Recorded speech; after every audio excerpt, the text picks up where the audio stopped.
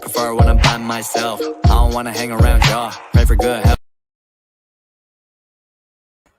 What's up, everybody? Welcome to another edition of Combat Sports Weekly. This is your host, Coach Franco Rulloda, and I am waiting for my fellow Titos of Fighting. They're just probably setting up, but I think we're back. Kasi last time, So we're live on Facebook. We're live on Facebook and on YouTube. Facebook is, of course, Coach Franco Rulloda and MMA Davao. And then we are also live on YouTube, Coach Franco Rulloda. Now, if it's not too much, everyone, please go to the Facebook page. Follow this, okay? Follow this page. Go to the YouTube channel. Subscribe to that channel. Lahat po ng every piece of content that we provide is for the service of the martial arts and the combat sports community. We have so much to talk about. Ang daming ganap. Nakakatawa yung over the weekend, there are people who are sending me, ito, mga suggestion, mga marites na suggestions for the week. Okay? Of course, Kirby Cassent, what's up? Okay, Ma'am Moy. Okay, what's up? Of course, major shout out, okay, to the amazing people, okay, Teacher Moireen, okay, Reggie Juanico and Jenna. I hope you guys are enjoying the show. We have so much, we have so much to talk about. Edward Cachilla, ayan, Marites mode on, yan, mga chismoso at mga chismosa kayo, mga walang iya. Minsan, those are the things na nagiging highlight ng weekend ko. It's like people who will send me links, who will send me chismis, and then who will send me updates on what's happening. Of course, everything that's being sent to me will always and forever remain anonymous. And of course, nangyari dito? Of joining me is my fellow Titos of Fighting, JC Reyes of Destroy MNL. JC, sakto yung dating mo. Nagdadatingan na rin yung mga chismoso tsaka chismosa dito. Oo nga. Alam mo talaga sino yung mga chismoso eh. No? Diba? As in, and actually, this makes the community interesting. It's going to make the conversations lively. But at the same time, it's also an opportunity for everyone to learn. Okay? Dito natin makikita kung ano yung mga technicalities, what are the things, what are the nuances, kumbaga, what are the nuances, the rules, we're going to talk about, of course, the recently concluded UFC 277. That was an amazing card. Local boxing and MMA news. Some of the things that we have to discuss, especially in terms of fighters and officiating, tsaka yung ingay na ginagawa nung mga magpa-participate sa URCC.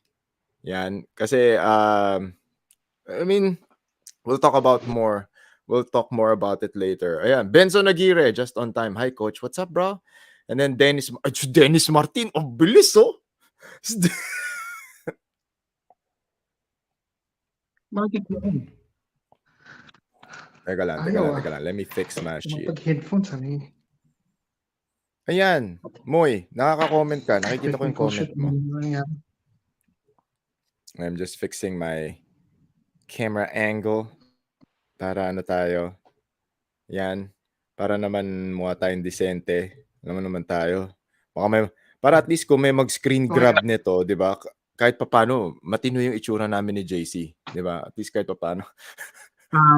medyo kami, presentable po kami.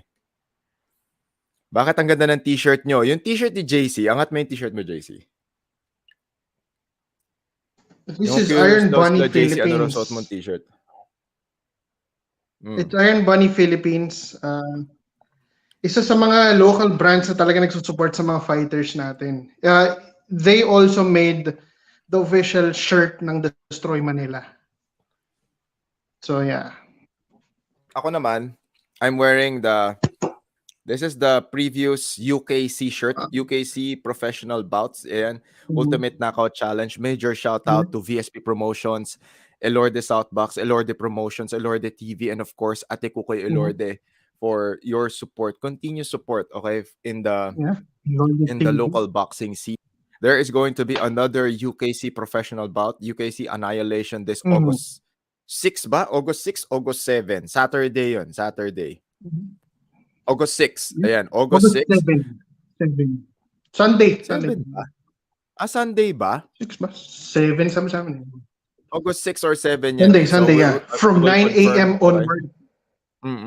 This is going to be two Mhm. major cards to.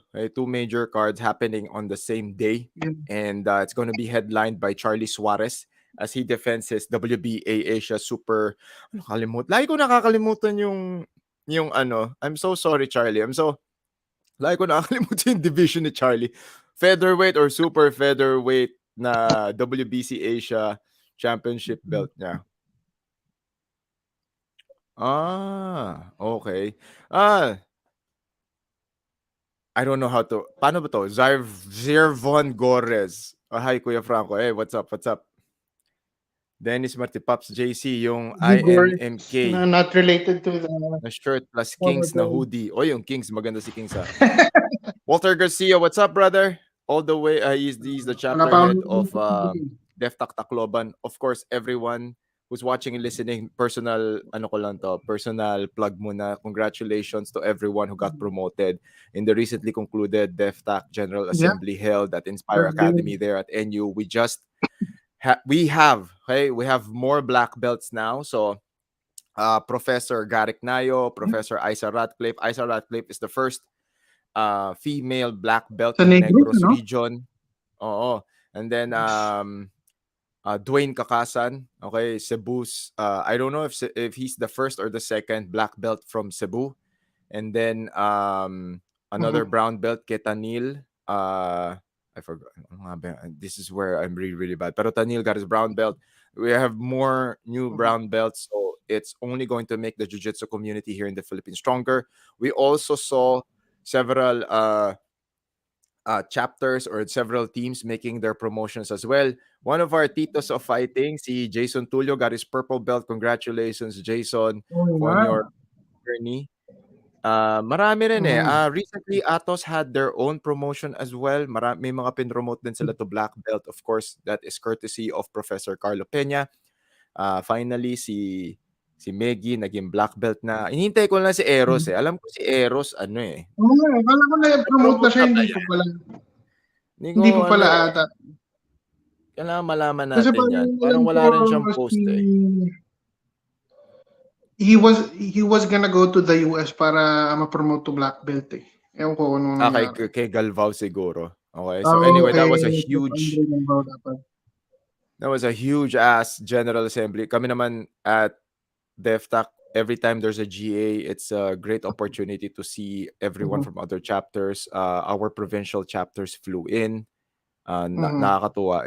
It's a very nice, humbling experience. You can never... And I mean, this is where the leadership of Chief Alvin Aguilar comes into play. He's able to bring everyone together, and iba yung atmosphere. I mean, it's not even half of the team.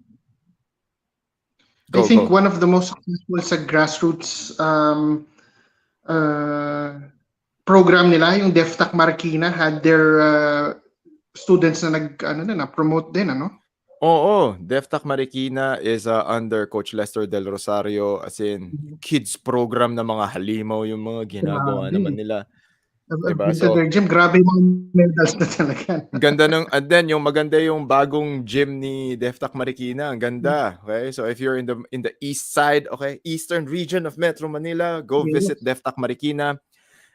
It's a one-stop shop for everything, okay? MMA training, jiu-jitsu training. They have a coffee shop inside. I think they're going to make boxing, alam ko. Oo, diba? Tapos may cafe din sila under Happy Coffee PH. So, as in, ang saya niya. They open 24 hours, grabe.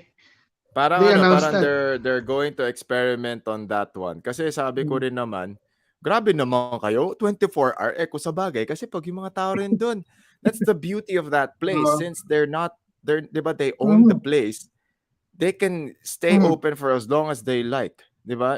Yun din yung maganda sa gym. May mga gym na ganun eh. Believe it or not, there are gyms na nagiging bahay na rin halos ng mga...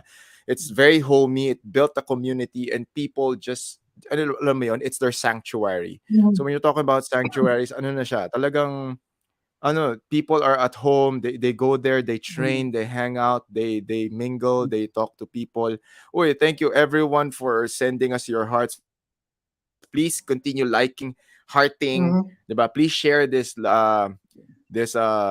live episode of Combat Sports Weekly. Of course, another Whether you're into the another chismis or recognition. for actual combat sports Ewan news, ko nga, please. nagpupunta ba kayo dito for feeling ko pag may chismis episode, dumadami yung viewers namin. Kayo mga Mm. chismis lang gusto nyo ayaw nyo nung sports updates Anyway, more recognition. Okay, congratulations to Combat Sports Kalayaan Yes. for mounting a huge ass amateur event over the weekend on July 31.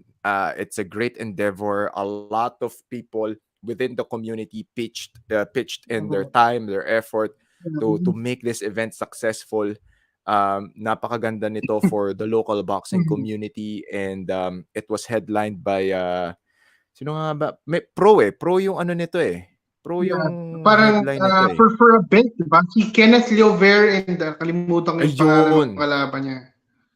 Kenneth Llobet. Teka, tignan nga natin. Main event. Forget ko yung opponent. Pero for the Luzon Pro ba title to eh. So title fight yung Loose main Proba event nito. Bantamweight Championship. Nasaan na yun? Kenneth Llover. That guy's good. I like that guy. I like how he fights. I like the style that he brings. He brings to the ring. I Del think we've Ballesteros, seen may him arte even swabe si pa tayo Jerry this Pence year. sa Ilorde before, no? Si Kenneth Leover. Ano na? Parang napanood na natin siya either sa Jerry Pence or sa Ilorde Jerry event Pence. before. Jerry Naalala ko Pence. pa. Kinover natin siya doon sa recent Jerry Pence, yung the Laguna card. Mhm. Del, Yeah. hintayin natin sa venue, Del, kung magkakaroon. Kung meron, let's do it. If not, we'll try next year or we'll try to get another venue. Pero thank you so much din sa mga tao nagtatanong kung may Arte Suave Manila this year. We're making sure that we do it right. And we want to do it right.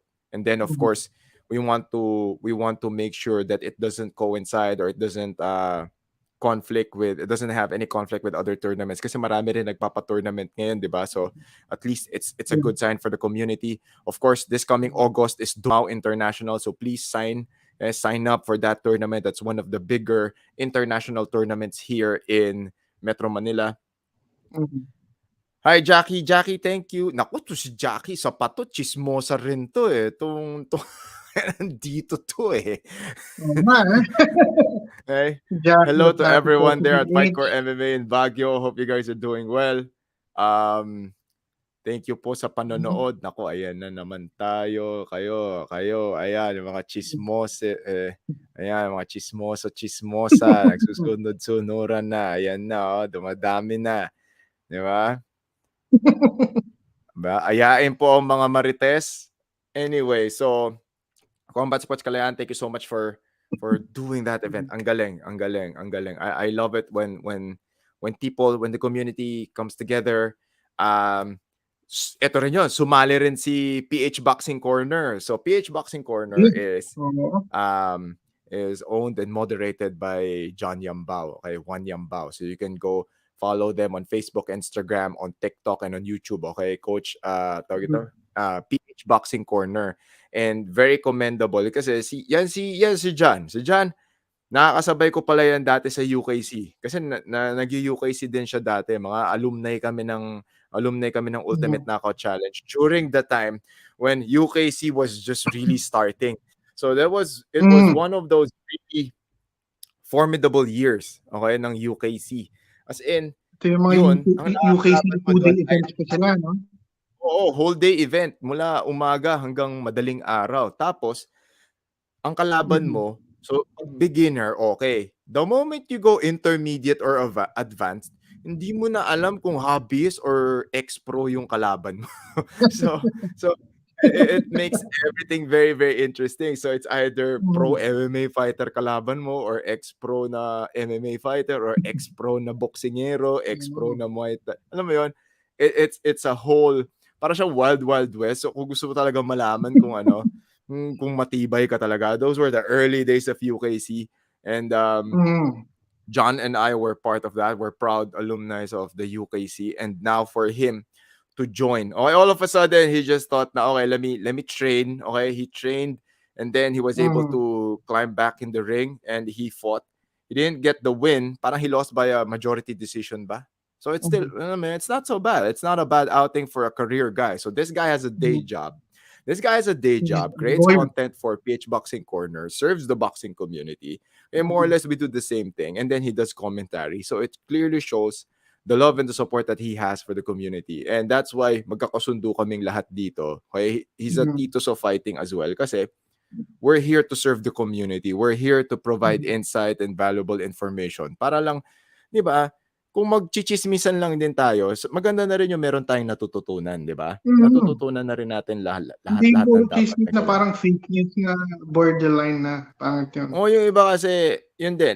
And one of the better things that we're doing here is that we're doing this constructively. Okay? Yung iba kasi, yun din, ako vocal ako dyan. Ang dami ko nakikitang content creators, mga sports content creators, whether boxing, basketball, MMA, di ba?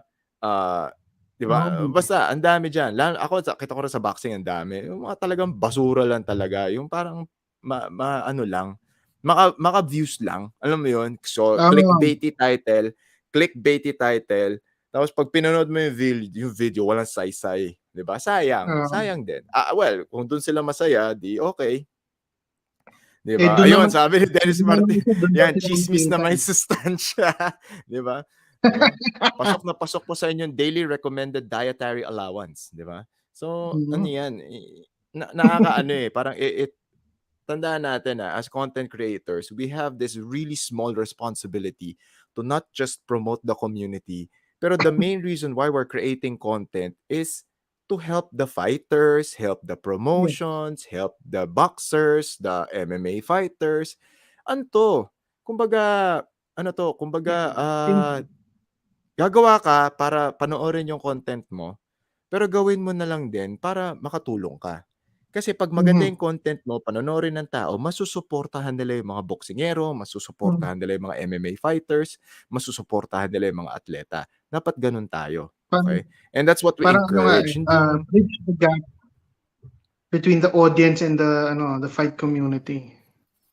You have to do that. Kasi pag maraming nanood, maraming kikita, everybody happy, di tataas din yung audience mo. Hindi yung nakakalungkot lang din na meron talaga gumagawa lang ng content para lang, cloud chasing lang talaga. So, buti na lang. So, everyone, pag medyo nalilihis na kami sa ganun, medyo i-call out nyo kami. Sabihin nyo, mga tarantado kayo. Ito si Ervic, isa pang chismoso to. Hindi ka late. Okay, kararating mo lang, isa ka pa Okay, anyway. So, thank you so much, Combat Sports Kalayaan. Napakagandang event. And hopefully, you get to mount more events. Again, everyone, UKC, August 6 or 7, we are going to update that. We are live on Facebook and on YouTube, Coach Franco Rulloda and MMA Davao. Please subscribe to the YouTube channel of Coach Franco Rulloda. Parang weird na. I just talked to myself. I just referred to myself in the third person. Anyway. Ayan, Shajiv said, Shaggy. I'm so sorry if I murder your names. Okay, Shajiv Lee, ginawang comedy ang URCC ngayon Okay, we will talk about that later. Yes. Okay. Next is UFC 277. JC. UFC 277. Brandon Moreno versus Kai Kara France. Grabe yung laban na yun. It was definitely a war. Kita naman natin yung tsura ng both fighters after the fight. I mean, marami nga doon nagtatanong actually kung bakit si Brandon Moreno was declared an interim champ. Pero meron namang ideally dapat hindi kasi I mean alam ko fit to fight naman yung current champ. So dapat walang interim, rather dapat number one contender. I guess. Pero kasi kapag may belts, kamukha niyang unifications, mas malaking ingay I think discretion na rin ng UFC kung bakit sila nag-decide na there's gonna be an interim. Unless you know, uh, si Figueiredo is gonna um, not gonna be able to fight for a long time. Pero parang hindi naman. Hindi, parang ano yun eh, ang chismis doon, parang injured daw siya, injured. Alam mo naman, di ba? Injured, di ba? Pero Yung mga basically what injury, that means is he just wants more money. He wants more yeah, money. Pero kasi between the two, mas draw kasi si Brandon Moreno eh, compared to Oh, Figueiredo. Pero sabagay, they both know how to interact with their audiences. Pero si Brandon Oo. Moreno kasi mas marunong eh. Maganda yung I was actually a little bit worried about Brandon Moreno's performance, considering this is another very interesting. Okay, mag-aral muna tayo dito. Okay, ano muna tayo dito. Let's go to the technicalities of this what do you call this, of this event. It's very interesting kasi considering na Brandon Moreno is one of the fighters on this card that changed camps. So nagpalit siya ng coach, di ba? He's now training in a different gym. I forgot the name. Pero it's just another UFC fighter that he trains under and is now being coached by that guy. So it's very interesting how fighters react, okay, to new camps, new coaches. Normally kasi pag nagpalit ka ng camp, nagpalit ka ng coach, new training partners, it's good for you.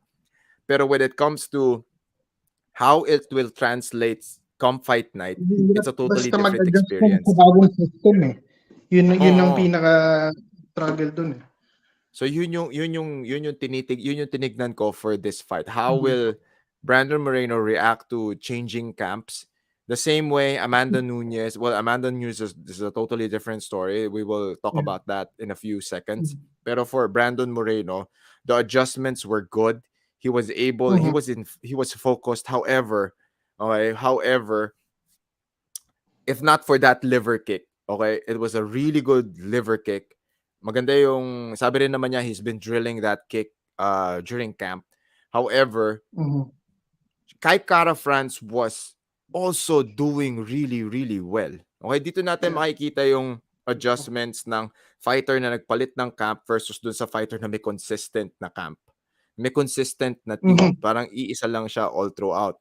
Si Brandon Moreno, parang first 2 rounds, medyo tentative eh. Medyo the way he was still reacting, doon mo makikita, medyo tentative yung galaw.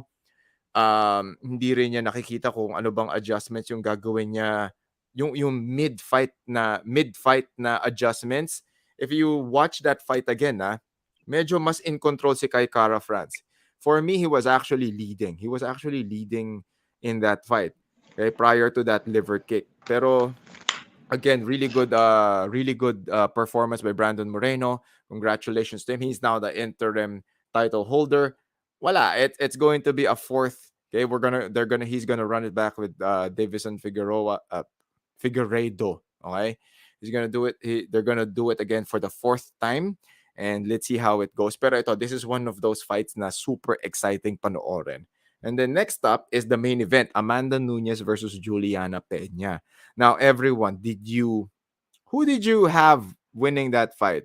Okay, prior to the match, sino ba yung gusto nyo manalo dapat doon? Pero if we break down that fight, okay, when you break down that fight, it was a clear showing of what Amanda Nunes is really, really capable of doing. As in, the old Amanda Nunes was back.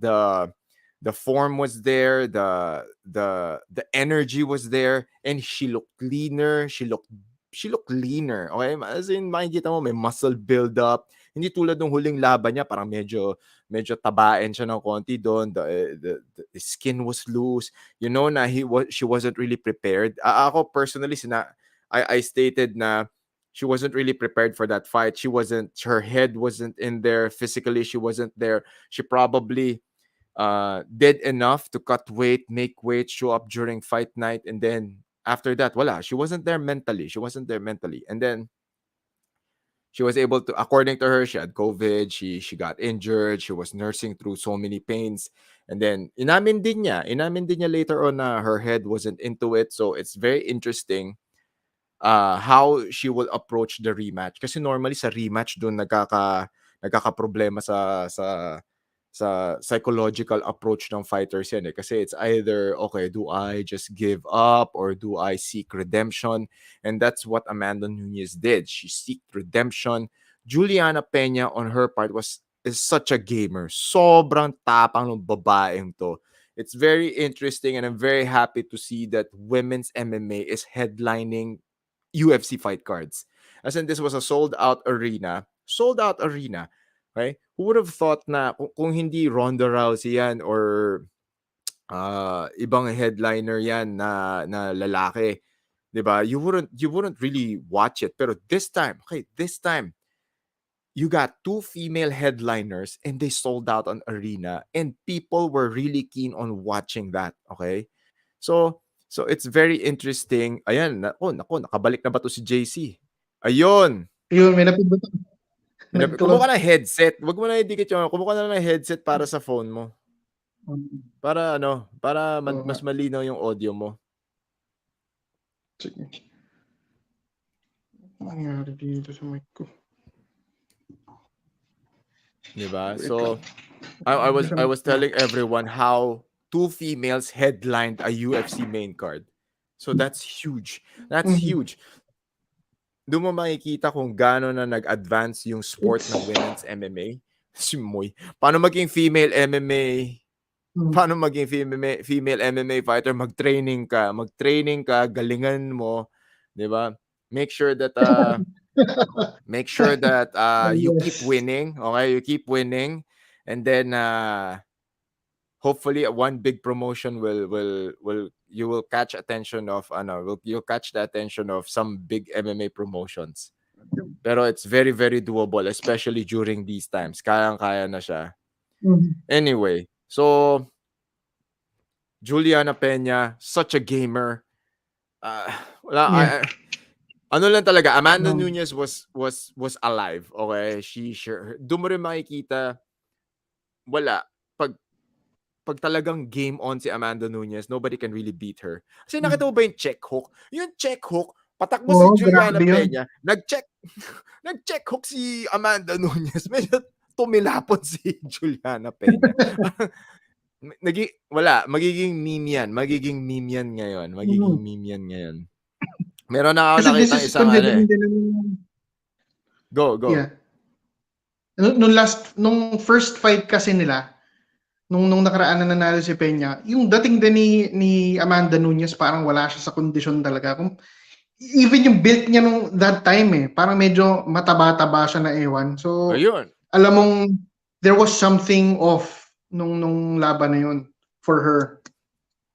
And for this fight, grabe, kita mong medyo yung mga muscles niya lumalabas lahat. Saka talaga doon makikita na she was down. She was prepared, 'di ba? She was prepared. Even sa post-fight press conference, sabi niya, I could have finished her early but I wanted to go 5 rounds with her so that I can just show her that I can beat her, I can dominate her.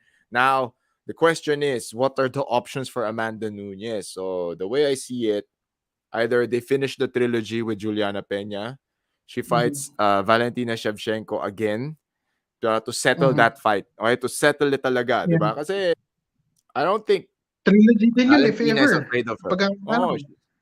Di ba? And then hopefully merong cross-promotion na fight na mangyayari, Amanda Nunes versus sino yung PFL girl na yon? Si Kayla Harrison.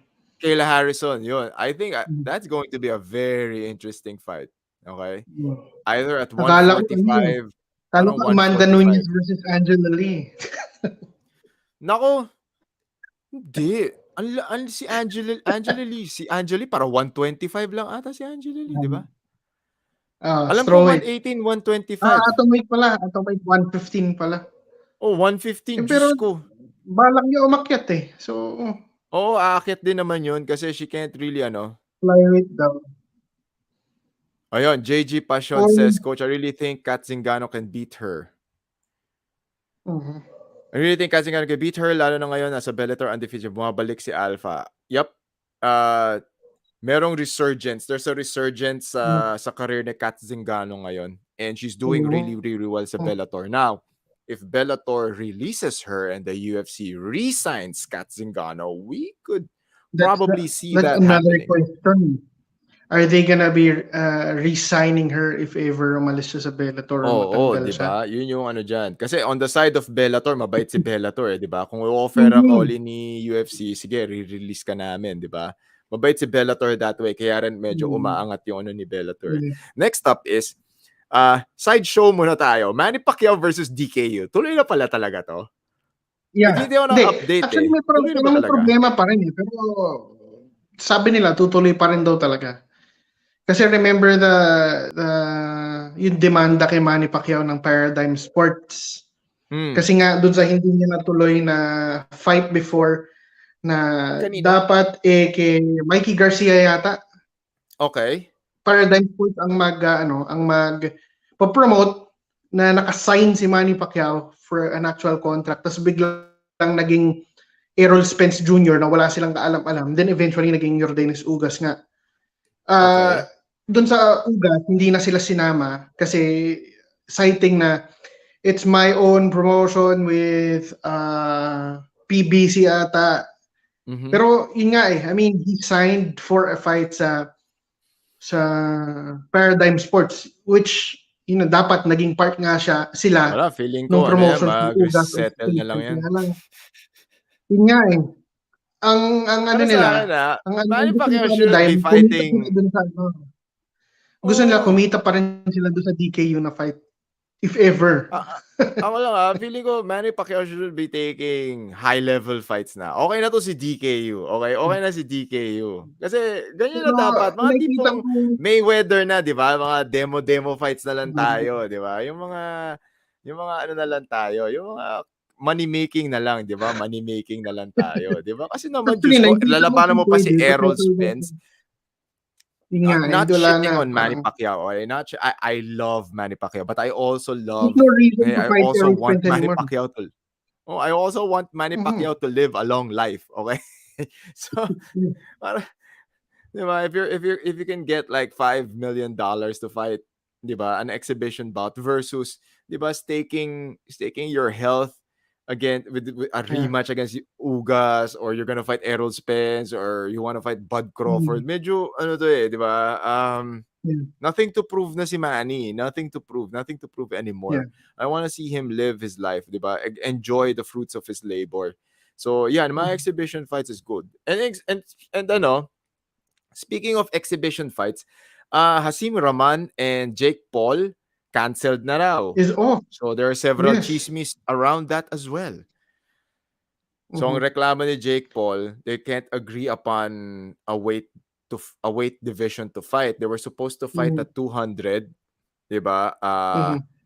Fight 200 and then naging 205 kasi parang initially Rahman was checked by the commission. He kept his weight at 216 and then 215 and then all of a sudden, these are all claims by Jake Paul na maya-maya sabi, we're not gonna take a fight at 215 kasi nag-negotiate na sila Jake Paul. Sabi nila, so okay, let's fight at 205. So they couldn't, di sila nagma-match ng weight category. Tapos sabi, if you don't allow us to fight at 215, we'll pull out. So yun, pull out daw sila. Yung ibang angle is, this is also another believable angle, is wala, it's not generating enough attention. It's not something that's making people This is interested. gonna be the first real fight ni Jake Paul na boxer talaga mga kalaban niya. But the thing is, hindi ganon kalaki yung draw for that guy kung yun ang kakalabanin niya. Yun din ang struggle ni Jake Paul. Pero actually nakakatawa nga isa pang rumor about that na if ever, kung sakali na tuloy at nanalo si Jake Paul, he was gonna be ranked by the WBC daw sa division niya. Yeah, probably. Yeah, I mean, if you fought a legitimate boxer, di ba? If you fought a legitimate boxer, After one you fight, beat him. parang medyo weird. Hindi, feeling ko pwede. Yung mga boxing, dito rin mo makikita. This is where you will see the ability or the power, the influence of this boxing governing bodies. 'di ba? Kasi all of a sudden, you have to be famous lang pala in order to Yeah. get rank, 'di ba? Or nasa kanila pa rin yung prerogative kung ira-rank ka Mm. nila o hindi. So True. ine-expose lang yung mga ganitong bagay, yung kung ano talaga Mm. yung nangyayari behind the scenes, kung ano talaga yung mga yung mga kalakaran sa loob. Kasi boxing is a very old sport and it's a very dirty sport.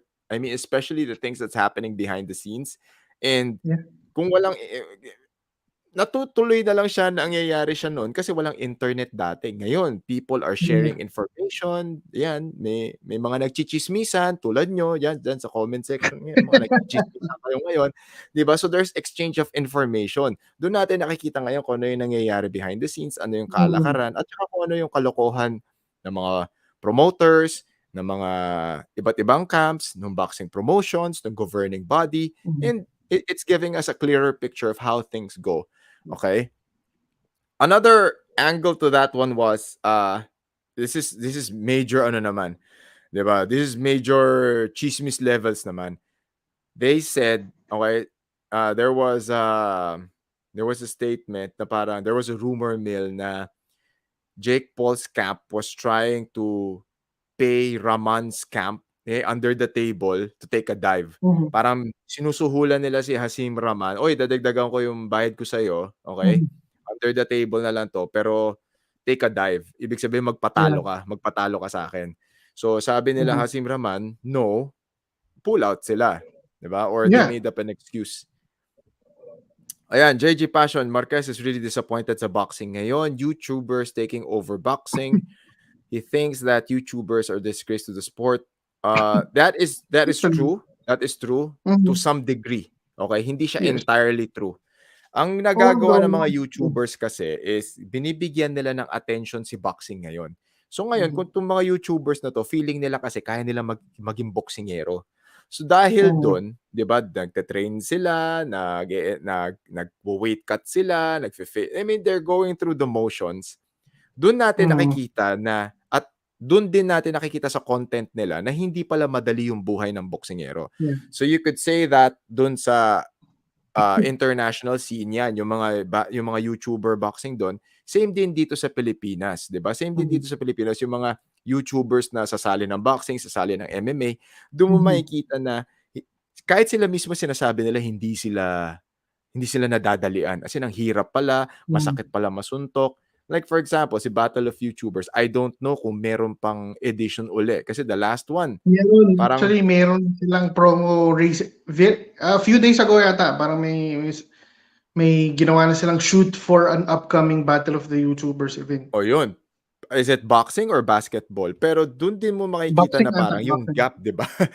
Yung gap, 'di ba? Ngayon, siguro yung organizers iisipin nila kailangan na natin bang kumbinsin ng tao na, "Uy, sali ka naman dito, 'di ba? Sali ka naman," Mhm. 'di ba? Tapos siguro ngayon yung YouTuber naisip niya, Diyan nga sa "Teka, Battle of the masusuntok ko yung YouTubers na mukha." yun, meron din tsismis diyan na apparently uh, Gab is being asked to look into yung mga events kamukha ng Battle of the YouTubers kasi yung mga promoters are worried na sila mismo naglalabas na rin ng pera to do their own streams to promote their own events, pero parang mas hinahanap ng mga ibang audiences yung mga laban katulad nung nasa Battle of the YouTubers. So merong good side na napapansin ulit yung boxing, may bad side na, well, papansin nga yung boxing, hindi naman yung mga tunay na fighters ang pinapanood. So, Ang dapat kasi diyan, 'di ba, pinag-usapan na natin 'to dati, 'di ba? oo. Sabi ko nga, maganda yung attention, maganda yung Mm. idea that these people are siyempre they want to Mhm. create content, they want to generate eyeballs, they want to, 'di ba? It's all for the Mhm. views and to generate Yeah. income out of this experience. Pero maganda diyan kasi Battle of the YouTubers, yung undercard gawin yung mga boksingero talaga, Yeah. 'di ba? For Parang me yung ginagawa nga, rin it's ng a win-win US. situation. Sila Jake Paul, ang undercard sila mga pro boxers eh. Sila Oo, 'di ba? Regis, ano yun? Oo, basta Nakalimutan ko. pro card, 'di ba? So, Yeah. gawin mo, 'di ba, 'yan. So, kung meron kang 3, 4 na YouTuber na main card, yung Mhm. undercard kumuha ka ng pro boxers, 'di ba? Or better That's yet, turuan natin mag-YouTube yung mga boxers ng maayos to market themselves para sa mga mismong laban. well-marketed din sila, abangan sila lalo ng mga tao na panoorin. Yun din. Ang ano naman kasi dyan Mm. is, the thing about that suggestion is, it's going to take time. Yeah, Okay, it's going to totoo. take time. It's going to take time to help boxers with Mhm, creating content, 'di ba? mhm. Talking, speaking, engaging. Ang maganda na ngayon, nakakatuwa ngayon, there are a lot of boxing content creators, there are a lot of boxers that are doing mini vlogs. Yeah. Yan, maganda yan. Kasi yan yung kailangan nyo para i-build yung personal brand nyo para tumaas Recently, yung yung kasama ko sa recent Lord De event kung saan ako nag-commentator, si Kevin Kevin the Asenero. Great. He's a pro Mm, boxer, si Kevin the Great, he's a pro boxer, and he managed to bank on his YouTube channel, magawa ng content about boxing, and then yun na nga, ito pa yung isa sa mga opportunities because napapractice niya magsalita, apart from from being an actual boxer, meron din siyang opportunity to be a commentator. Isa pa yan sa mga pwedeng i-explore na options oo. ng mga boxers. 'Di ba? So again, there is room, may room for, ayan, sakto yung sasabihin ko sa sinabi ni JG Passion. Okay, ngayon Mhm. kasi if you don't trash talk, you're not marketable. Partly true, okay, pero Mhm. doon mo rin makikita kung meron kang mabubuong audience, meron kang magagawang audience, meron kang mabubuong Yeah. community, hindi mo kailangan trash talk.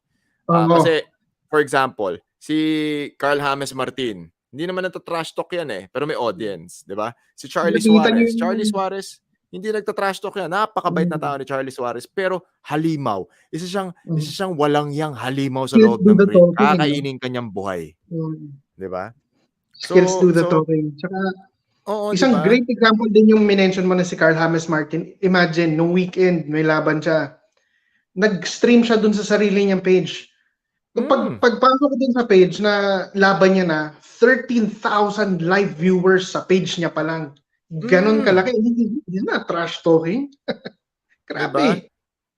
Jovet Laksamana, shout out to from Qatar. Wow. Kamusta kayo Coach diyan sa Jovit, shout Qatar? out. Shout May out sa inyo podcast din si diyan. Coach Jovit. I forgot the name, but Ayun, check Coach it Jov. out. Yan, please subscribe and follow Jovet Laksamana's page. Okay, may podcast din pala siya. So again, going back, ayan two people. We just mentioned, talking about Karl James Martin, congratulations for defending your WBA Asia Super Bantamweight, tama ba?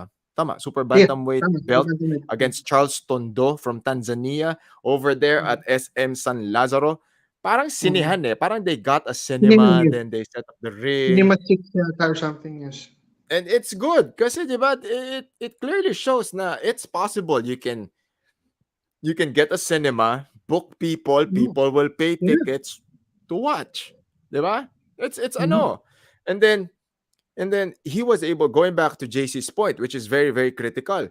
Pag magaling ka, okay ka, may audience ka, edi maraming manonood sa YouTube channel mo, 'di ba? Mhm. Imbes na manood sila kung saan-saan, maghanap pa ng kung ano-anong doon ka sila sa YouTube channel mo. So Yes. you just funneled in your Imagine audience to your Facebook, 13,000 to your live viewers YouTube, on 'di your ba? So own now channel. people will watch you because they want to see you win or because they want Mhm. to see you lose. Yeah.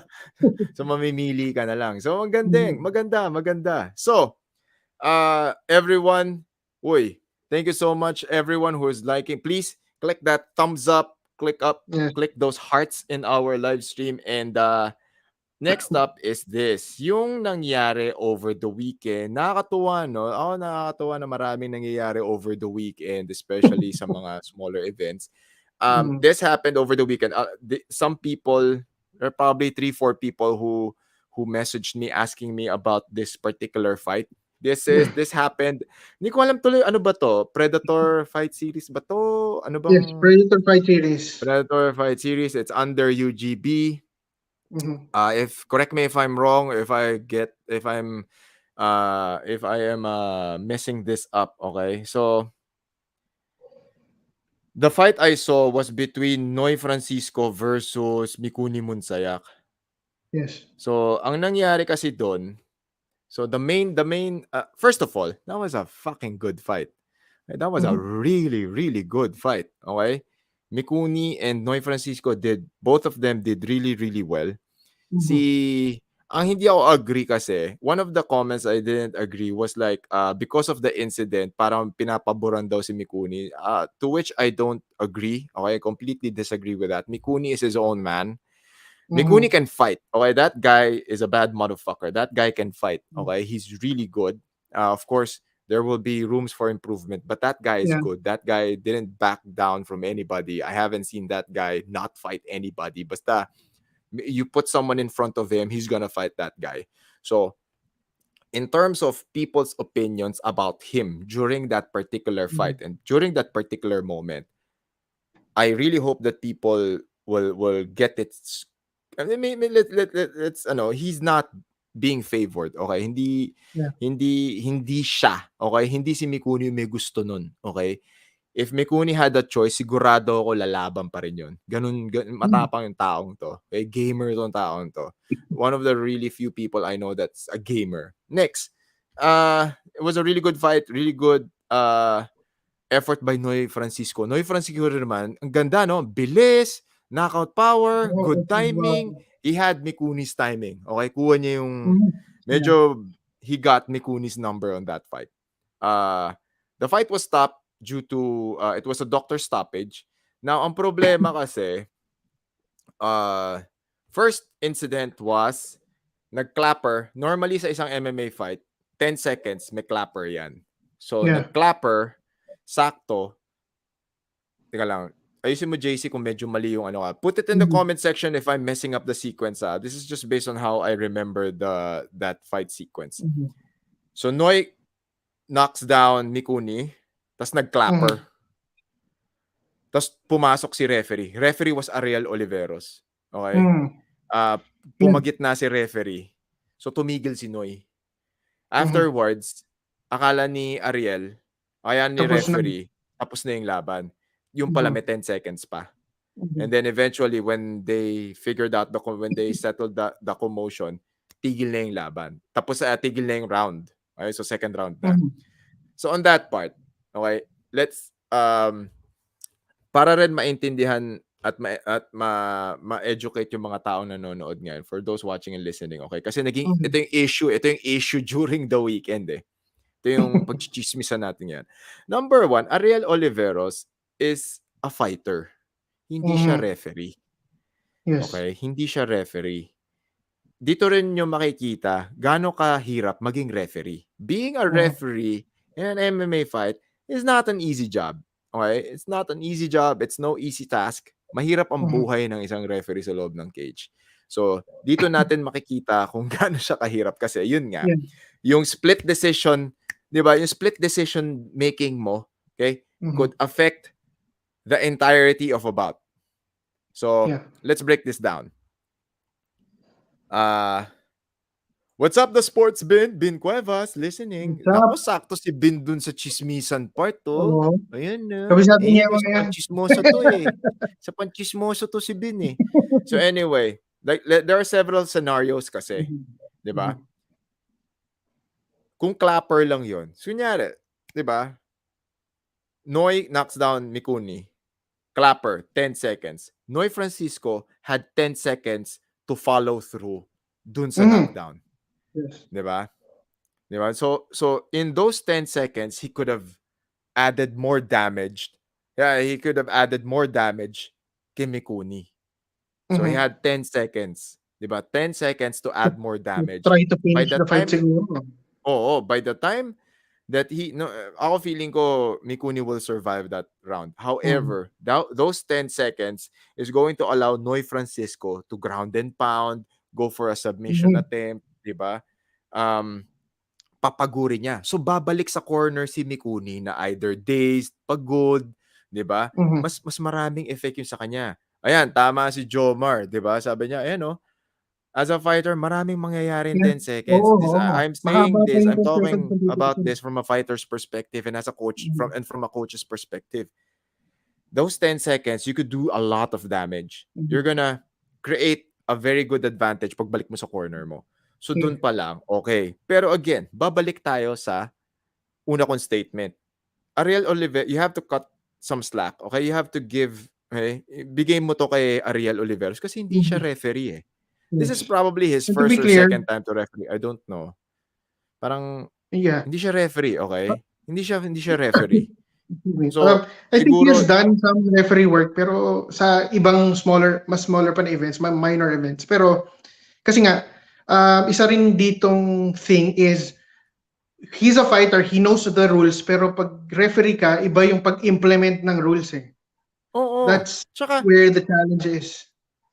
if you're a new referee, Mm. you referee yung mga gym battles muna.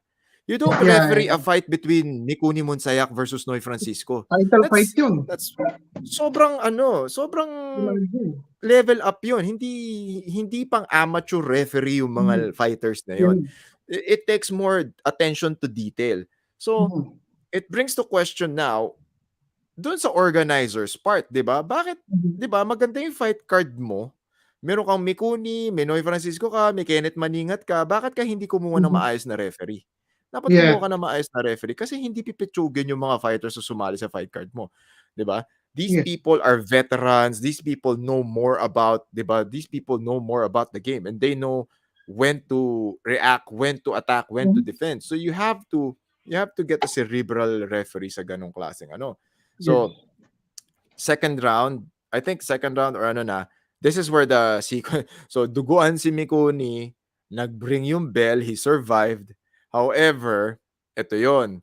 Ito na yung mas controversial. So, at the end of the second round, nag-declare ng seconds out. Tumawag na ng Mhm. seconds out. Lumabas na yung sa kalaban, yung kay Noy Francisco, sila Coach Munit yun. So, Mhm. lumabas na sila. Pero yung Yeah. corner ni Mikuni nandun pa din. So Mikuni Yeah. was there, Mikuni was there, the medic was there, Ferdy was there. Mhm. Ferdy Monsayak. So the organizer, the promoter. Now, Father. Mhm. iyon, it doesn't help that he's also the father of Yeah. Mikuni. So ngayon, ang nangyari, seconds out na, wala pa rin. Tapos, Mhm. syempre, if you're on Noy Francisco's corner, you have every right. You have every right. That was correct. You have every right na magreklamo. Kasi Yeah. seconds out na Nagrereklamo eh. na rin si Di Coach ba? Pulit eh. Oh, di ba? Kita ko doon sa video, nagrereklamo rin si Coach. You have every right na magreklamo kasi nasa tama Mhm. ka. Pag Yeah. nag-seconds out na, labas na. Kasi, Mhm. ready na yung kalaban mo. Kung hindi ready yung opposing corner, dapat Mhm. declare na nila, Yeah. 'di ba? Dapat declare na nila. Or during the break kasi ang naging explanation naman ni organizer or ni promoter is tapos na yung tapos na yung break, seconds out na, pero may injury time. May injury time para tignan yung i-assess yung injury And ni fighter yung from thing the about the opposing injury corner. time, they announced ata na 5 minutes. Eh, di ba, usually Oo, 1 minute oo. to check yun eh. Hindi, 1 minute ang break. Okay, 1 minute Uh, ang break. Ang injury time, it will last you around 3 to 5 minutes. Ito yung pero di ba caveat pag... doon. Uh, Hindi, ito yung caveat doon. Ang injury time can only be ang nagde-declare ng injury time is number one, the referee. mhm. Mhm. 'Di ba? 'Di ba? Pag may injury, Yes. ako, makikita nyo ako, time. Mhm. I'll go to the fighter and tell them. Next, you don't call injury time during a break. Yeah. 'Di ba? Weird yan eh. Dapat, so for example, bleeding na kasi it creates a bad precedent and hindi nagiging malinaw yung rules. Kasi ngayon, ang Mhm. nangyari, tumawag ka ng injury time para kasi kung ako yung kalaban, kunyari ako yung nasa Parang posisyon ni Noy Francisco, additional ako yung nasa delaying the corner niya. time. Oo, exactly. Tama si GC Mhm. doon. Sasabihin ko, you're buying time. You're buying Yeah. time to recover. You're buying time to stop the bleeding, to ano. Kasi Mhm. if the bleeding is not stopped during the Mhm. break and the doctor is checking, ayaw talaga, tigil na natin to. TKO, doctor stoppage na to. 'Di ba? That's the reason why, for example, yan, ako yung referee. Pag nakita kong excessive bleeding na, the moment na 10-second clapper, sumisenyas na ako doon sa cage control crew ko. Sisenyasan Mhm. ko na tawagan mo yung doktor. So the moment the break happens, okay? The break happens, corner comes in, okay? Mhm. Cutman comes in, medic comes in. Now, Mhm. another ito pa yung pwede pang gawin. Ito pa yung, so sa susunod na mga event to, okay, para matutunan natin to, para matutunan natin, para magawa natin ng tama, para fair sa lahat. Yun yung gusto natin, fair sa lahat. Ngayon, kung tinitignan or ina-assess pa din si fighter, kasi nga hindi sumasara yung the bleeding is not being stopped, 'di ba? Or given, kung nandun pa rin yung opposing corner, dapat yung kalaban niya nandun din sa loob yung corner. Yeah. 'Di ba? So tandaan nyo, if you're going to be a referee, if you plan to be a referee, you want to be a referee, tandaan nyo, you are the arbitrator of rules. Kayo ang arbitrator ng rules inside the cage. You have to maintain order inside the cage. During that fight, you are the rules. Okay? The rules and regulations of that event falls upon you. Yes. So if you're a referee, kailangan alam mo yung rule set. 'Di ba? So ngayon, kung ina-assess pa ng doktor kung itutuloy o hindi, dapat hindi pinalabas yung cornerman ni Noy Francisco. Dapat nandun din sila. 'Di ba? Kasi when you call seconds out and one corner, okay, follow the rules, tapos yung isa nandun pa din, that's a bad precedent, 'di ba? It's either nandadaya ka, you're buying time, 'di ba? Yung injury Dun time, siguro yung tinatawag issue yan. Oo. Yung hindi naging injury direct time, kung ba't sinasabi nilang pinapaboran si Mikuni. feeling ko naman ano yan eh. 'Di ba? Pero Tayo, hindi naman tayo mag-a-assume ng ganun. Pero, mahirap diba? mag-assume ng mga ganung bagay. Oo. 'Di ba? Kasi it's unfair to Mikuni. Because Mikuni, Yeah. sigurado ako, gamer yan. Game pa rin yan. Yeah. Pero yun nga, siguro, mali yung tawag. Para sa akin, Yeah. mali yung tawag. You don't call injury time. You don't call injury time. You just tell everyone, time muna tayo, doctor, check. 'Di ba? Hindi ko alam kung doktor ba yun, medic o EMT or Hindi ko sure catman lang. kung di naman yung nandun sa event, paki-clear if there was a medic or a doctor on site nung laban yon. Kasi hindi rin nakita sa video if there was an actual doctor na nag-check nung injury. Kasi during the break pa lang, yung doktor, alam na niya, titignan na nung doktor. Normally, it's going to take you around 30 seconds. It's going to take a doctor 20 to 30 seconds to assess a cut and tell everyone, no, this guy cannot continue anymore. Declare na tayo. Hindi yung pinahaba natin ng ganun. Kasi nga, yun nga, bad precedent siya eh. Parang, nagkaroon ng nagkakaroon ng bias sa ganun. Diba? Nagkakaroon ng, nakikita may bias eh. So, when it comes to those things, number one, the referee should be in control of the entire event, of the entire bout. So, this is to no fault. Walang kasalanan si Ariel Oliveros dito kasi hindi naman siya referee. Okay? Hindi siya referee. Hindi, kumbaga, siguro baka may sinabi, oy, Ariel, mag-referee ka dito. Di ba? Hindi porket fighter, pwedeng mag-referee. Okay? Hindi, refereeing is a totally different art form. Mas marami kang kailangan tignan, mas marami kang marami kang dapat marami ka dapat i-observe. And at the same time, dapat alam mo yung rules. Alam mo yung rules para ma-implement mo yung rules while it's happening. So, the other part na medyo hindi ko alam kung napakinggan mo ba, JC, yung sabi ko, sabi ni Mr. Monsayak, sabi ni Ferdy, okay, sabi niya, I'm calling the shots, di ba? Calling the shot. I'm going to, di ba? Mikuni will lose this fight, di ba?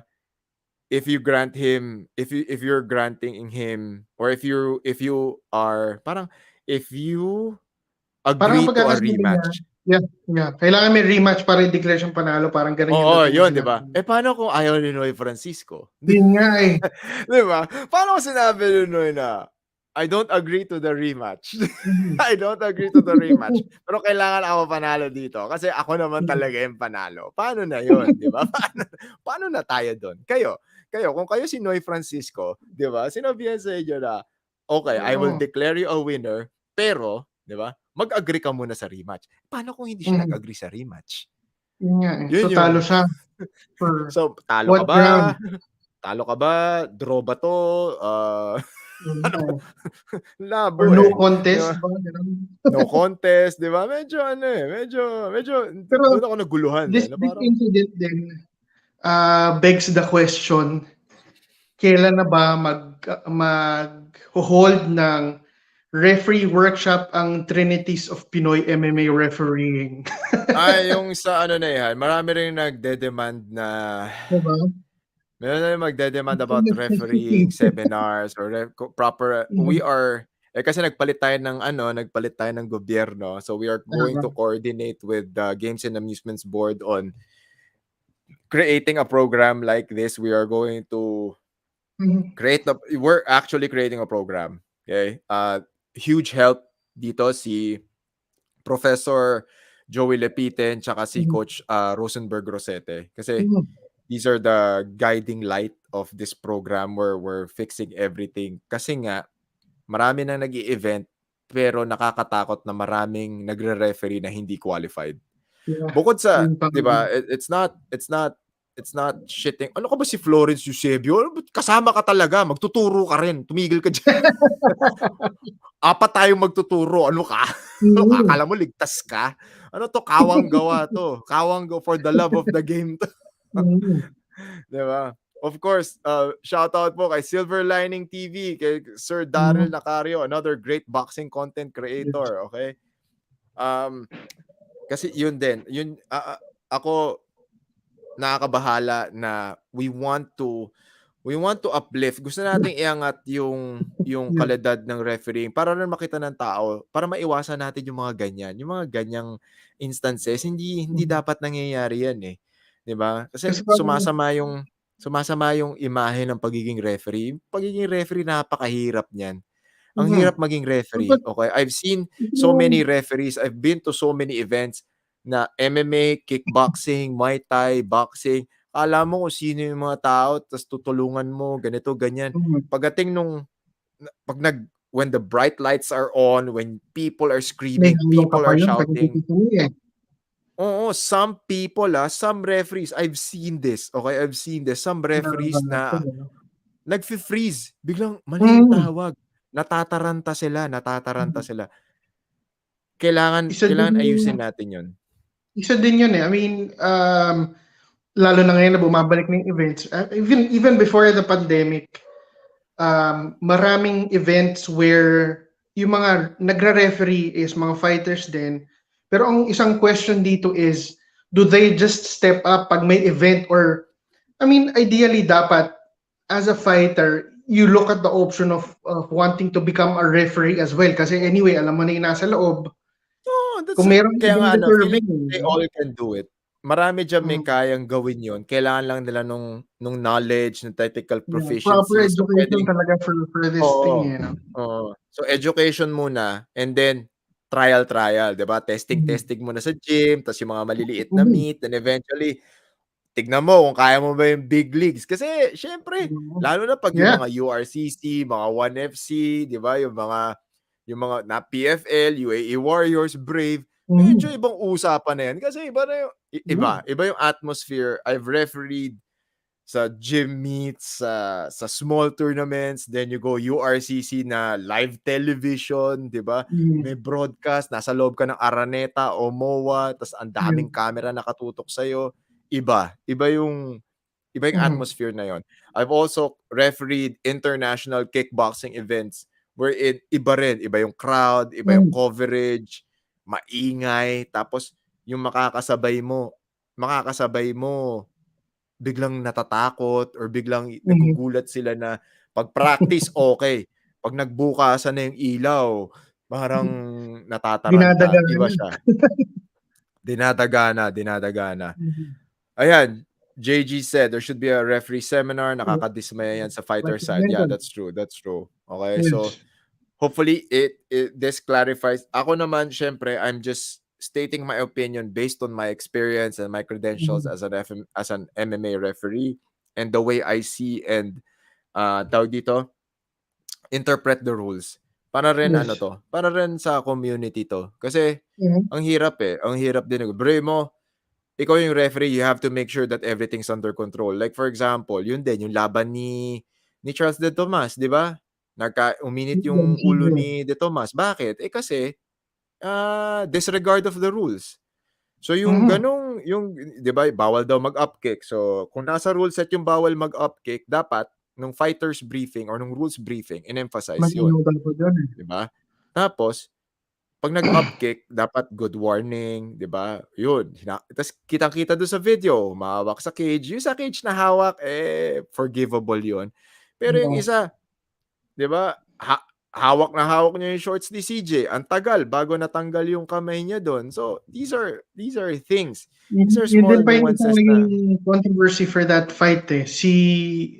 If you watch the video, may moments doon na pinapagalitan ni CJ si Ariel na nagre-referee nung fight kasi nga may mga alanganin na tawag. Ito rin yung isa sa mga issues with that fight kasi if I remember right, si CJ nag-officiate din doon sa fight, sa mga earlier fights that night. Tapos, well, technically, mas marunong pa siya mag-referee kaysa kay Ariel. Yun na nga ang isa pang issue. I mean, when the fighter knows the rules more than you do, pag The referee ka, mas referee, 'di mahirap. ba? Yun yung problema, 'di ba? Pero siyempre, si CJ De Tomas medyo nandun na yan sa bracket ng medyo exception yan, eh. 'Di ba? Oo. Ibang si CJ ano yan, eh, so nagko-coach, lumalaban, alam niya yung rule Mhm. set, alam niya kung paano laruin yung rules. Referee Ano din yan, yan, eh, oo. ibang level yun. So, it's frustrating for him kasi Mhm. mas alam niya yung rules. So again, and Mhm. again, this is walang kasalanan si Ariel Oliveros dito, wala. Wag nating 'di ba, wag niyong sisihin, wag niyong pagsalitaan ng masama kasi yung tao hindi naman referee yung tao, fighter yung Mhm. tao. For sure, he had little time to study the rules, implement the rules, Mhm. explain the Yeah. rules. Hindi rin natin alam kung nagka-fighters briefing ba, sino ba yung nag-conduct ng fighters briefing, Mhm. sino ba yung did I ask the right questions, 'di ba? Nagkaroon ba ng clarificatory meeting? Mhm. Mga ganyang bagay. Ito yung mga maliliit na Mhm. bagay na yan yung Mhm. ginagawa namin ni Prof. Joey Lepitan tsaka ni Referee Florence Eusebio. Kaya nandun kami sa venue ng maaga para sagutin yung tanong ng mga fighters. Kasi 'pag sinabi mo Yeah. namang any questions, nakakahiyaan yung iba, eh. So, after the briefing, dun mo as in tatanungin ka isa-isa. So, Mhm. ikaw sasagutin mo rin isa-isa. Ito na yung serbisyo na part, 'di Mhm. ba? You're going above and beyond your duty. Kasi nga you want the event to succeed. Yeah. Gusto mo maging Parang fair dun sa fighters, gusto mo maayos yung laban, gusto mo maayos yung event. So, again, ano 'to, organization 'to, parang organization sayang lang din kasi clarification. they put so much time and effort to try to make the event a success tapos may mga ganitong Mm, issues na mas naha-highlight kaysa sa actual fights, eh. mm. Ayan, maganda rin yung ano ni Mhm. Alex FB, I feel it should be a slow increase in reffing for higher organizations, that's true. Same for a fighter, work through the rankings and get slowly comfortable doing your job correctly under the bright lights. I totally agree, 100%. Okay, para ano kasi, para rin hindi tayo nabibigla. Do'n niyo rin nakikita ngayon na hindi madali maging official, hindi madali maging Mhm. referee, hindi madaling 'di ba? So, now, again, right, these are all points for improvement and hopefully people asking me ano yung opinion ko about that technicality dun sa laban ni Clear Noy na Francisco sana. and Mikonyo Monseac. I hope I answered your Mhm. questions. Kung meron pa kayong mga tanong about that technicality, please put it in the Mhm. comment section. Next one is fighter Mhm. pay. Ito yung medyo Yeah. naging mainit din sa YouTube tsaka sa Facebook because teka lang, sabi ni JG, tingnan natin 'to.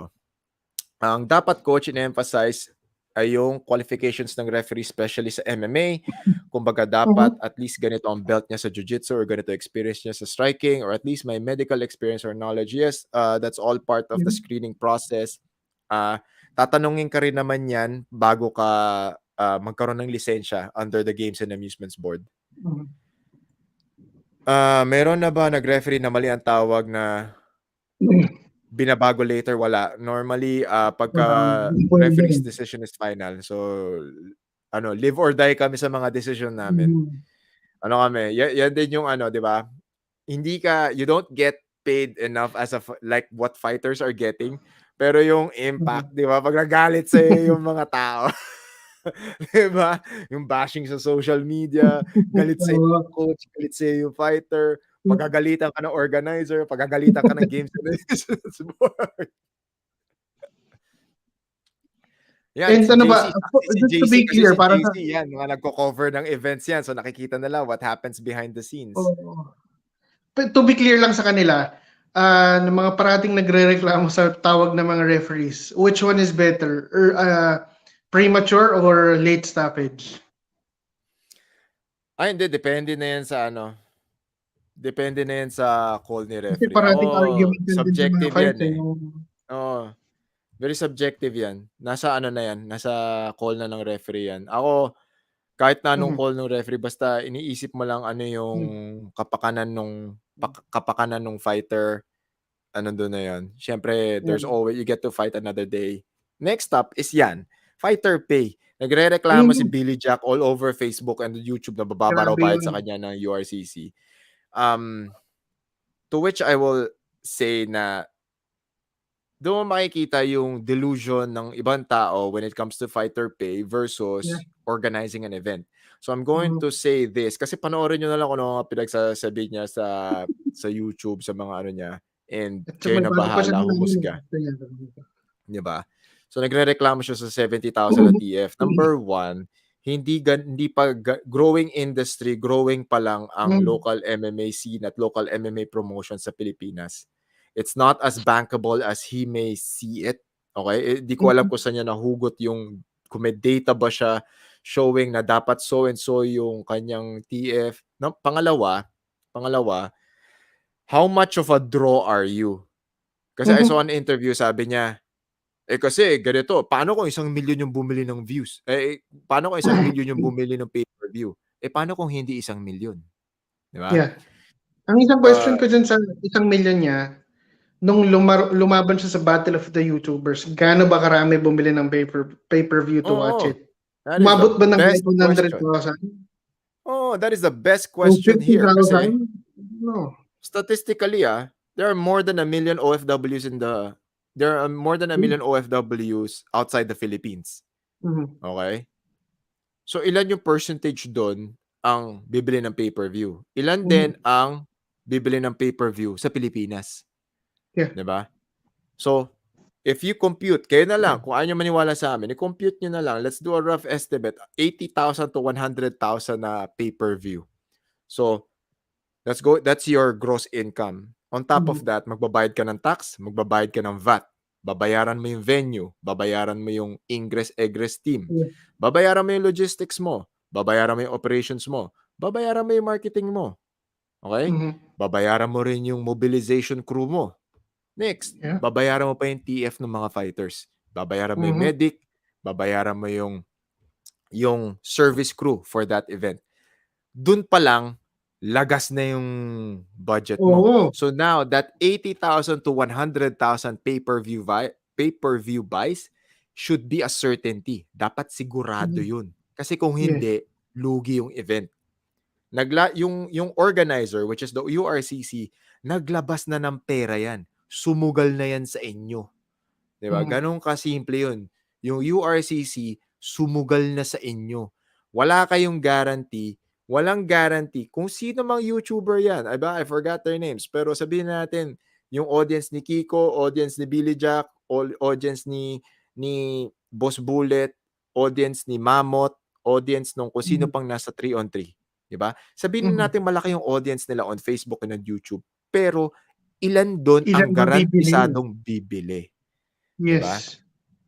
Yun ang wala kayong guarantee. Isa pang question dyan, si Billy Jack ba talaga yung draw or si Mammoth and si Bullet? Oo, para sa akin ang draw dyan, si Kiko, si Bullet, si Mammoth. Sila ang Yun draw. nga. Sila ang pupuntahan ng tao dyan. Sila ang pupuntahan, sila ang bibilin. Sila dahilan kung bakit magkaka-pay-per-view. Yun ang ano. Diba? Next, magre-reklamo kayo sa TF nyo, tapos sinasabi nyo kasi gumagastos kayo, ito yun eh. Nakikita ko yung ibang interviews, tsaka nakikita ko yung ibang videos kasi may suggested videos, diba? Tsaka yung mga tao nagsisend sa akin ng links. Lalaban kayo ng MMA, pero nakikita ko dun sa mga interview nyo, nagve-vape kayo, umiinom kayo, nagyoyosi kayo. So, gaano kayo ka-prepared? Gaano kayo ka-prepared lumaban? Yeah. Diba? Medyo nagtataka ako. Sabi ko, oh no. Sabi ko, this guy's fighting. Diba? You're preparing for a 3-on-3.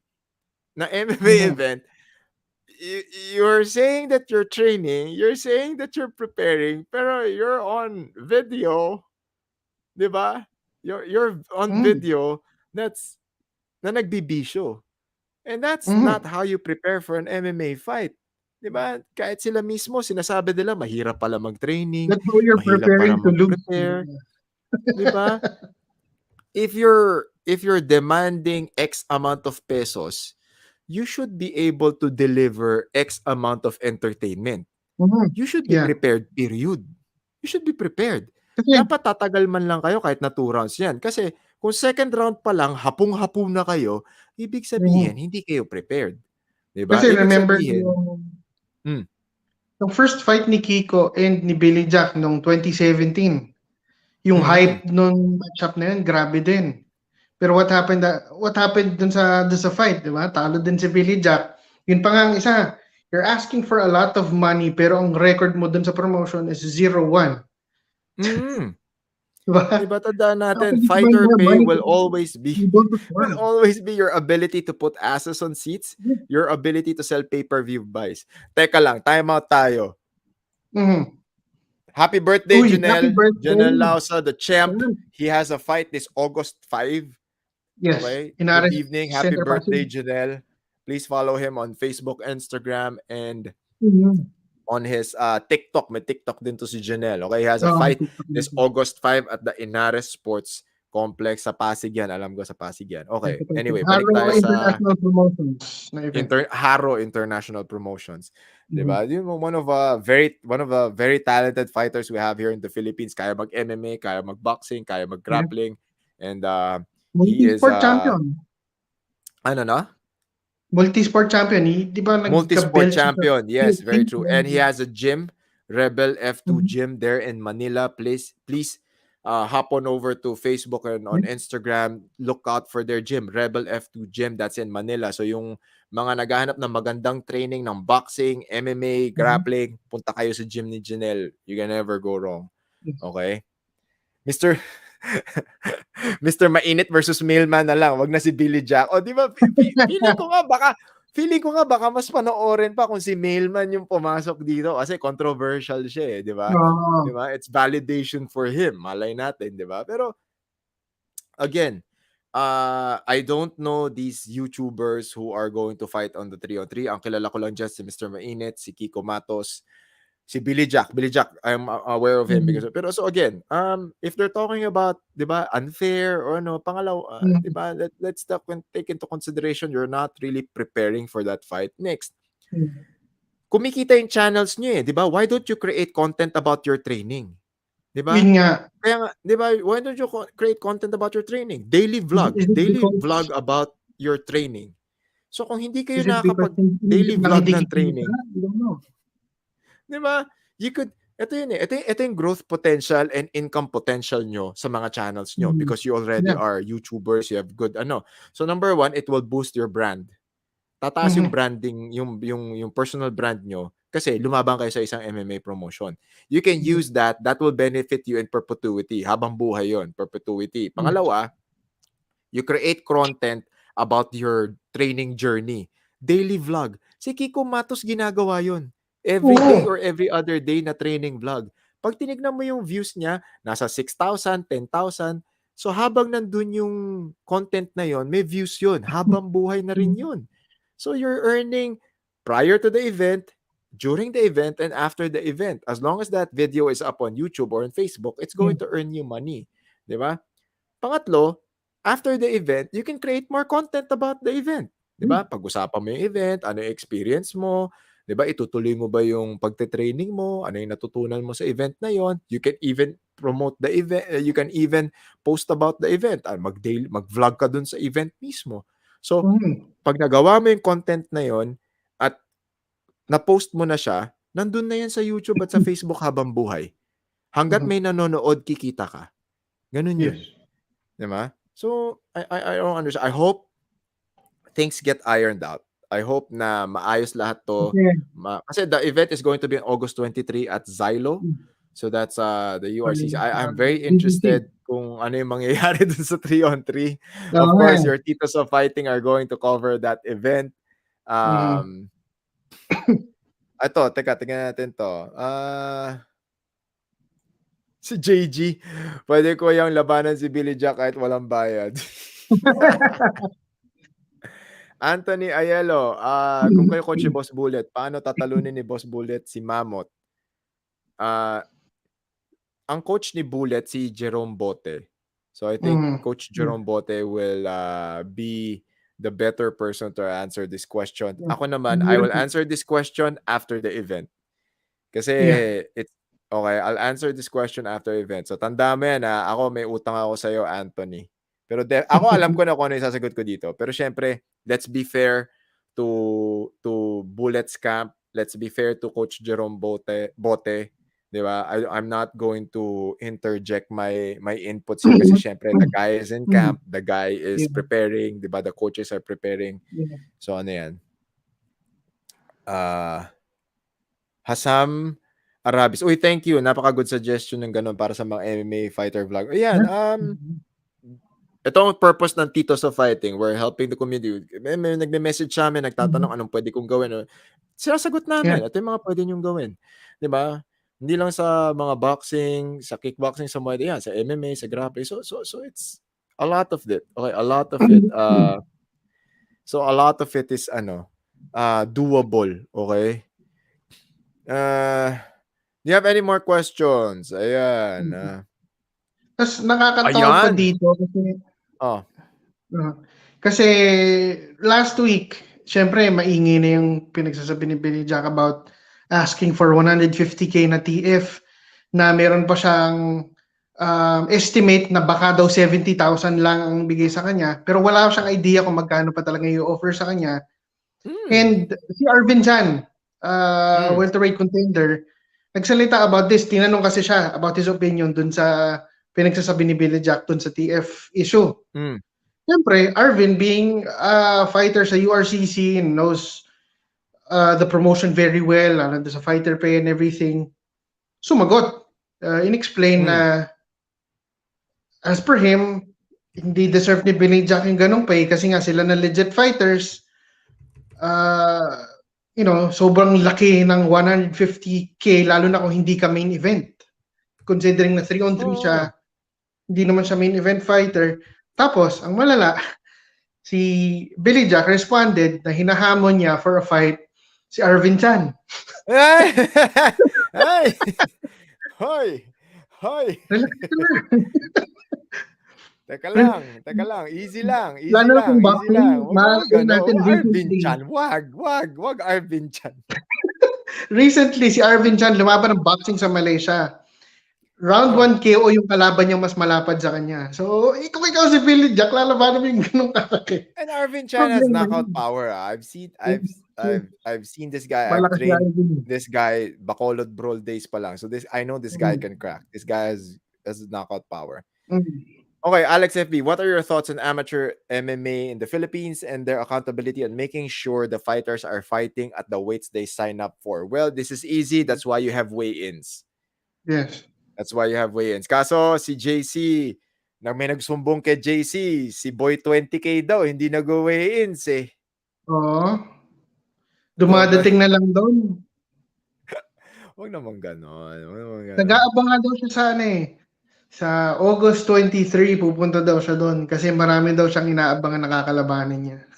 Okay yun, di ba? Doon ka mag-call out, di ba? Talagang... Tapos ito, inuulit ko talaga, 'di ba? Si Leodones, kumuha ka na ng GAB license. Kung gusto mo may elbows, gusto mo walang shin pads, kumuha ka na ng license sa GAB. Tsaka huwag mo akong hinahamon. Hindi para pati si JC hinahamon. Nako. Wag na. Pinagsasabihan ka lang. Know your boundaries, man. Wag ganon. Masama 'yon. Eto, gusto ko tong matchup na to. Doc Ron versus Billy Jack. I will pay to see this fight.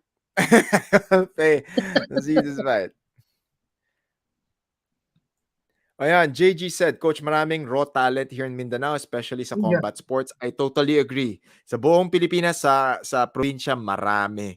Okay, that's why it's very nice na merong mga boxing stables, small MMA groups. Before, what was the name of that event? sa Mindanao nila Doc Vince.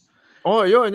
Yung parang virtual MMA, ano nila. Ang daming nag-ano doon, ha? Ang daming sumali doon, Before na, nagagaling. meron pa siyang isang ano eh. I forget the name, sorry Doc Vince. He used to have an actual face-to-face promotion bago nag-pandemic eh.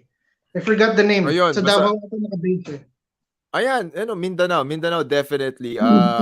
There are good boxing promotions Yeah. there. Yan, sa Bukidnon, sa Bohol, PMI. I hope I don't murder it. Yan, PMI Boxing Stable sa Bukidnon, meron din, courtesy of our friend, si Baby Dynamite, Rica Aquino. Siya yung nagko-cover ng mga Sa provincial Mindanao boxing kasi events. talagang madami eh. Lalo na sa boxing, Sandman, we Teka have lang, we yung are MP live on na MMA Davao and we would like to acknowledge the Yes. presence of Doc Vince. Yes. Hindi, kami po hingi ng autograph sa'yo, Doc Vince, kasi Oo, Doc Vince. ano ka, helping from afar. Mm. Teka lang. Baka meron narinig tayo Ayan, ng yung mga mga tao, mamamatay si Billy Jack kay Arvin.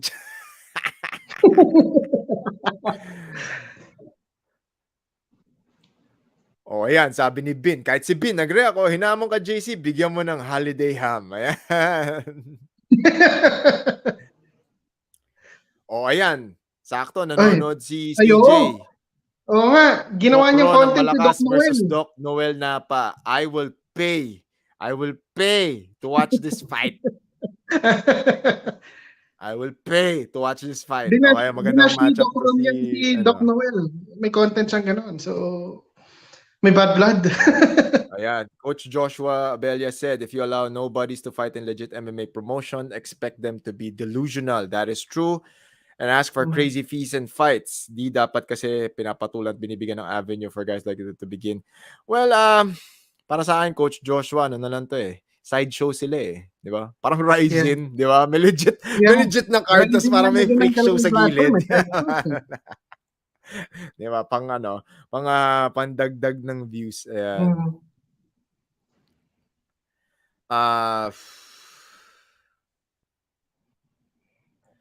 Ito sabi, follow-up question ni Alex. There are weigh-ins, but I ask about accountability simply because despite the weigh-ins, a lot of times there's a big difference in size. I understand it's amateur, but would love hear your thoughts. Usually sa weigh-ins, this is what happens. So sa weigh-ins, since it's an amateur fight, normally they have allowances. So now, kung malaki talaga yung disparity, if the disparity is too big, the coaches will convene with the organizer. So if you're the opposing coach, I'll tell the other guy, hey, make weight, diba? We'll give you 2 to 3 hours, shed that weight, then let's continue the fight. Okay. Oo. Option 1. Option 2 is what JC said. Let's meet halfway. So if 150 yung laban, the guy weighs in at 165, okay, we'll give you 3 hours, go down to kahit 160 or 155 man lang, di ba? So, if the guy gets to 155, fight continues. Third option is, fight doesn't continue. Sabihin nila, no, we agreed to fight at 150, you showed up at 165, di ba? Even if you cut down to 160, still undue advantage, ayaw namin, fight is canceled. So, yun. Yun ang, those are about weight issues kasi lalo na sa amateur level. I mean, you're an amateur, you're trying to build your career. Dadayain mo pa ba naman yung weight?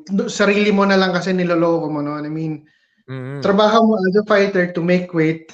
So, lalo na sa amateur level, well, you don't get anything from cheating your weight dun sa laban.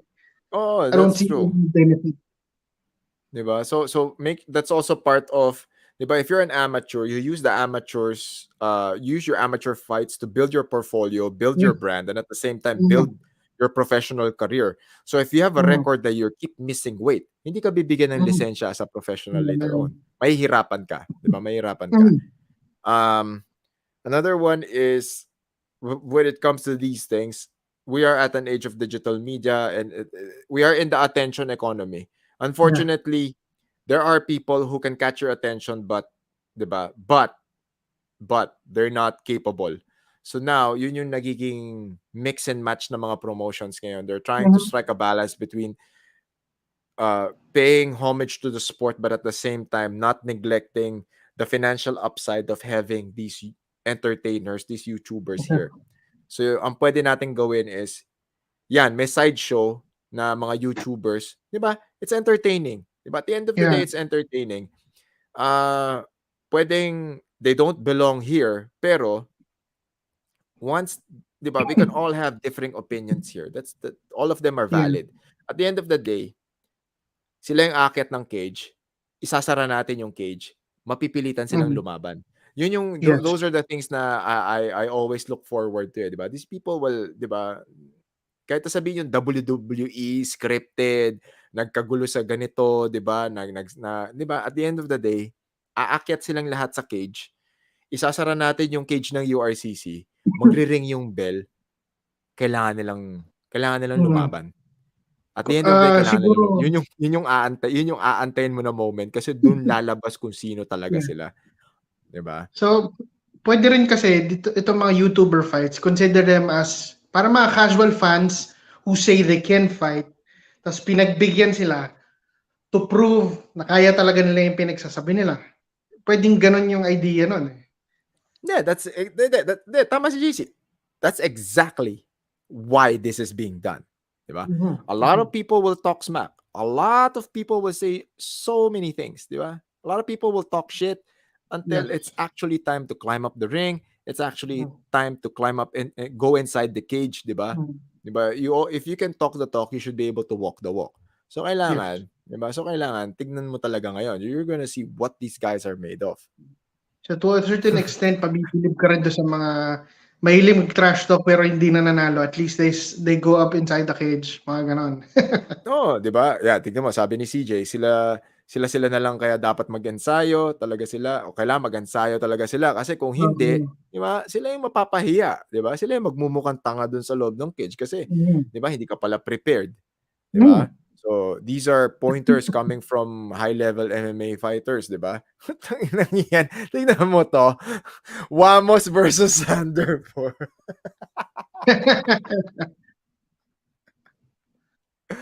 Wow, magbabayad ako para sa pay-per-view, ayan.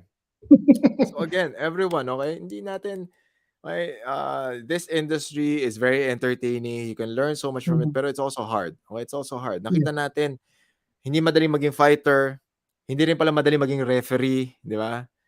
Hindi rin pala madali maging organizer, hindi rin pala madali Yeah. maging, di ba, technical guy. So, di ba, these are all the things we have to consider in order to make sure na yung pinapanood natin, 'di ba? Mukhang akala mo pala ang smooth pala, ang seamless. Na-appreciate mo lang yung magandang production, na-appreciate mo lang yung magandang value na show pag may Pero napapanood mahirap kang mga behind it, ganyang hindi nakikita sumasablay, ng tao eh. 'di ba? And when you also talk about fighter pay, 'di ba? Nagrereklamo si Billy Jack, pero yung recent na event, 'di ba, si Kenneth Maningat 1,000 lang pala ang TF niya, 'di ba? So again, doon natin nakikita na subjective, 'di ba? It's very subjective. It really depends So, kung sino yung actually, organizer.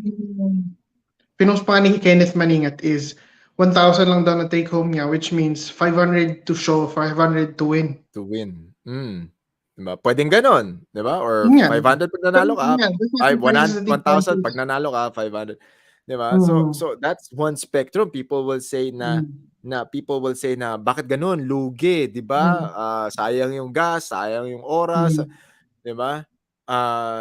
Pero kung ikaw si organizer, sasabihin mo, wala namang pilitan dito, 'di ba? Wala namang pilitan 'di ba? Kami rin naman. Ako, I remember a time. Buti nga ngayon may TF. Dati ako nung time ko, laban lang ako ng laban. Wala, ang medal ko minsan pag-uwi ko sira na yung medal, 'di ba? Pero you're doing it for experience. Ayan, si Coach Joshua, nagkikita kami nito sa mga MMA events, sa mga boxing events, for the love lang talaga, for the love lang. Lalaban kami, hindi mo alam kung may goodie bag ba, pero wala, 'di ba? Gusto namin, 'di ba? Pero Yun that was talaga, our it's still a choice, growing scene sa atin eh.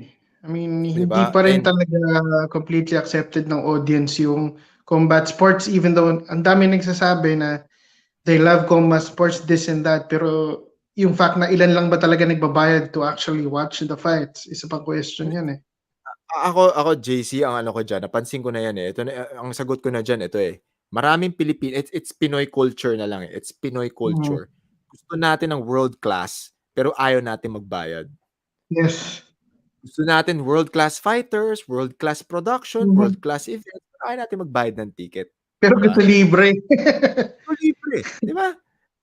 Yun. Now, ako naman kasi, during that time, I wasn't when I was active in boxing, kickboxing, Muay Thai, MMA, Jiu-Jitsu tournaments, lahat ng pwede sinalihan ko, ginawa ko yun kasi inisip ko, if gagawin ko to ngayon, it's gonna help me teach the lessons later on. And at the same time, kailangan may gumawa para yung magbe-benefit yung susunod na generation. Kailangan yung susunod na generation either kahit papano may brand deal na, kahit papano may maliit na TF na, yan, 500, 1,000, diba? Then eventually when they go pro, they go to different countries, mas malaki na yung bayad sa kanila. Diba? So yun. At the same time, kailangan din mag-evolve yung audience. Diyos ko, nakita ko lang sa Instagram story, nag-comment about sa Instagram stories, tsaka sa Instagram, tsaka sa Facebook, separate platforms. Diyos ko, nag-comment sila na, this is going to be an interesting fight. Tapos tinag si Chief, can I have free ticket? Parang puta, ano yun, di ba? Tigas eh, no? Diba? Interesting nga, pero is it interesting enough for you to pay for ticket? Diba? Magbabayad ka para manood ng sabong pero hindi ka magbabayad para manood ng high level or ng elite level combat sporting event, high level boxing event. Diba? It's doon natin makikita. I'm trying to figure out the disconnect between these things. Diba? It's still, yeah, iniintindi ko pa rin siya. Tinitignan ko kung bakit ganun. Siguro rin kasi nasanay yung mga Pinoy ng libre, sinanay rin kasi ng mga organizers na magbigay ng libre. So, nabuo yung ganong culture. Pero kasi sa ibang bansa, hindi ganun eh. Sa ibang bansa, tinatanong kagad nila, uy, susuportahan ko yung event mo, bibili akong ticket. Diba? Dito, pag ini-invite ako sa mga event, pag nakita ko may bayad, ako babayaran ko.